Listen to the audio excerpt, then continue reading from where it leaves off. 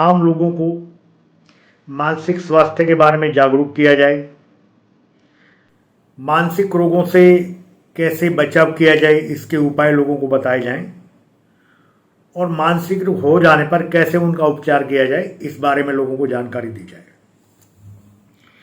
लेकिन लगातार प्रयासों के बावजूद दुनिया भर में मानसिक रोगों के मरीज बढ़ते जा रहे हैं।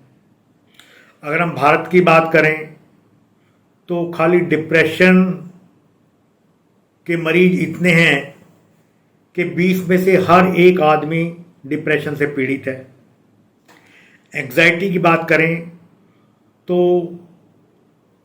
45 से 46 मिलियन के करीब लोग एंग्जाइटी से पीड़ित हैं।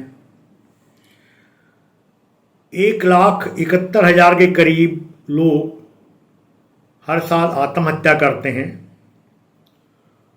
और उसमें भी दुखद बात यह है कि युवा और किशोर वो आत्महत्या की ओर ज़्यादा प्रवृत्त हो रहे हैं।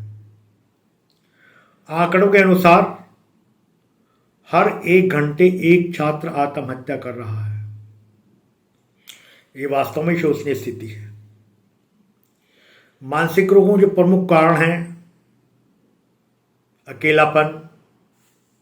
कई बार हम ऐसी स्थिति में होते हैं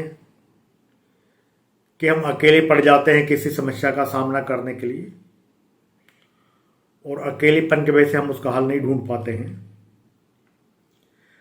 इसके अलावा किसी प्रियजन की मृत्यु, आर्थिक हानि, प्रेम संबंधों में असफलता, परीक्षा में असफलता या इतना मानसिक दबाव प्रबंधन की तरफ से जिसे हम झेल नहीं पाते और हम एंग्जाइटी, डिप्रेशन के शिकार हो जाते हैं, यहाँ तक कि हम आत्महत्या करने के बारे में सोचने लगते हैं।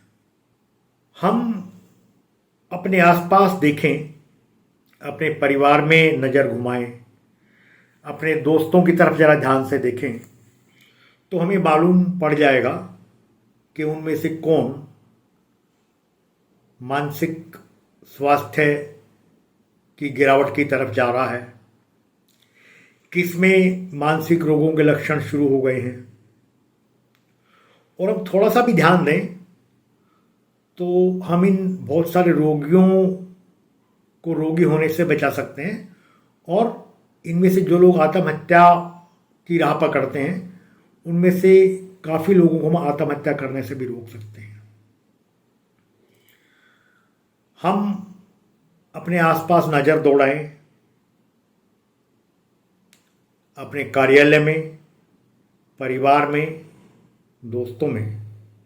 और अगर हमें लगता है कि कोई व्यक्ति अकेलापन महसूस कर रहा है, वो बाकी लोगों से कट रहा है, उसमें चिड़चिड़ापन आ गया है, वो अपनी केयर की तरफ बिल्कुल लापरवाह हो गया है, अपनी केयर बिल्कुल नहीं करता है, समय पर खाना नहीं खाता है, उदास रहता है लगातार, और वो जो एक मिश्रित लोगों का गतिविधियां होती हैं उनमें भी शामिल नहीं होता है। अगर हम इन लक्षणों को शुरू में पहचान लें तो बहुत सारे मानसिक रोगों को रोक सकते हैं, आत्महत्याओं को रोक सकते हैं। एक तो सबसे बड़ा जो परिवर्तन आया है समाज में, संयुक्त परिवारों से हम एकल परिवारों की तरफ आ गए हैं। कोई असफलता, कोई अहंकार की भावना मन में आ जाए तो उसमें समझे बुझाने वाला कोई नहीं होता है, कोई हमें उस झंझावात से निकालने वाला नहीं होता है। परिवार में अगर माता पिता दोनों वर्किंग हैं, बच्चे स्वाभाविक रूप से स्कूल या कॉलेज के बाद घर में अकेले होते हैं। जो मानसिक जुड़ाव परिवार की ओर होना चाहिए वो नहीं है। अपनेपन और लगाव की बात कम होती जा रही है।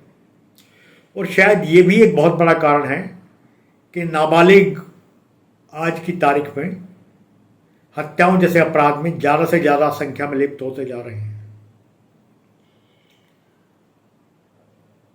हमारी सबकी ये ड्यूटी बनती है, हम अपने चारों ओर नज़र डालें, किसी को सहायता की आवश्यकता हो उसकी सहायता के लिए समय निकालें, किसी को सहानुभूति की आवश्यकता है उसको सहानुभूति के 2 शब्द कहें, किसी को ढाढ़स बंधाना है उसके कंधे पर हाथ रखें, किसी के अगर आंसू निकल रहे हों उसके आंसुओं को पोंछें। तभी हम सब मानसिक रोगों के बढ़ते दबाव को रोक सकते हैं, उससे बचाव कर सकते हैं और ये सारे समाज, सारे देश के हित में है। हम अपना अपना कर्तव्य निभाएं, हम संवेदनशील हों तो बहुत सारे व्यक्तियों को रोगी होने से हम बचा सकते हैं, बहुत सारी आत्महत्या को रोक सकते हैं। हमारे चैनल आई ऑफ ट्रुथ को सब्सक्राइब कीजिए YouTube पर, इसे फॉलो कीजिए Facebook पर, Instagram पर, Twitter पर और कू पर। हमारे चैनल के बारे में फीडबैक देने के लिए हमें मेल कीजिए ioftruth.6@gmail.com पर।